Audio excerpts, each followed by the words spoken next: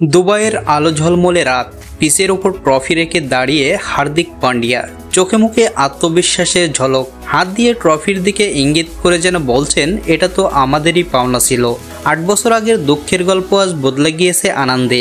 ২০১৭ champions ট্রফির ফাইনালে পাকিস্তানের কাছে হারের তিক্ত অভিজ্ঞতা ভুলতে পারেনি পান্ডিয়া। এবার নিউজিল্যান্ডকে হারিয়ে ভারতের শিরোপা জয়ের পর বললেন, এখন যেহেতু জিতেছি তাই বলতে পারি ২০১৭ সালের ফাইনালের হারের প্রতিশোধ নিলাম, তবে ভারতের জয়টাই আমার কাছে আসল বিষয়। দেশের সমর্থকেরা খুশি, সেটাই সবচেয়ে গুরুত্বপূর্ণ। চ্যাম্পিয়ন্স ট্রফি ২০২৫-এ একটিও ম্যাচ না হেরে শিরোপা জিতেছে ভারত। শক্তিমত্তা আর কন্ডিশনের সুবিধা তাদের পক্ষে থাকলেও চূড়ান্ত লড়াইটা ছিল কঠিন। ফাইনালে নিউজিল্যান্ড প্রথমে ব্যাট করে ৭ উইকেটে তোলে ২৫১ রান। জবাবে ভারতের ইনিংসে টানটান উত্তেজনা তৈরি হয়।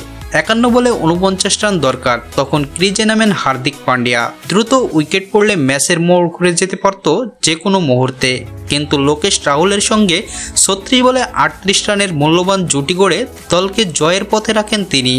শেষ দিকে রবীন্দ্র জাদেজার ৪ মেরে দলকে বিজয়ের মঞ্চে তোলার মুহূর্ত ছিল অবিস্মরণীয়। শেষ ওভারে ম্যাচ ফিনিশ করার অভ্যাসটা ভালোই রপ্ত করেছেন রবীন্দ্র জাদেজা। ৬ বলে ৯ রানে অপরাজিত থেকে দলকে জেতানো জাদেজা বলেন, আমার ব্যাটিং পজিশন এমন যে ম্যাচ শেষে হয় নায়ক না হলে খলনায়ক। ভাগ্য ভালো আজ আমরা জিতেছি।